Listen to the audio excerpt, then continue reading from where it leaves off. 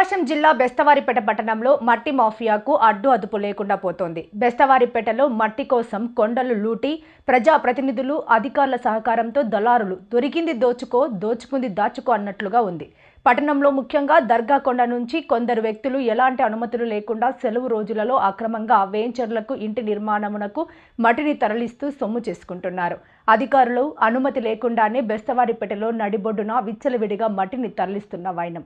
ఇష్టారాజ్యంగా పగలు రాత్రి తేడా లేకుండా మట్టి తరలింపు. కొండ నుంచి సెలవు రోజులతో పాటు నిత్యం రాత్రి సమయంలో పోక్లే ఇండ్ల సహాయంతో కొండను తోడేస్తూ తెల్లవారుజాము నుండే ట్రాక్టర్లతో తరలిస్తున్న వైనం.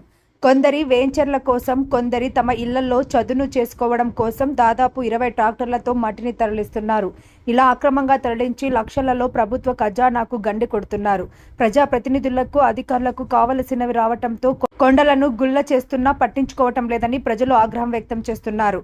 అధికార పార్టీ నేతలే మట్టి దందాను కొనసాగిస్తుండటంతో ఈ అక్రమాలపై ఫిర్యాదు చేసినందుకు స్థానికులు సైతం భయపడుతున్నారు. దీంతో మట్టి మాఫియా మరింత రెచ్చిపోతోంది. సహజ వనరులను కరిగించేస్తోంది.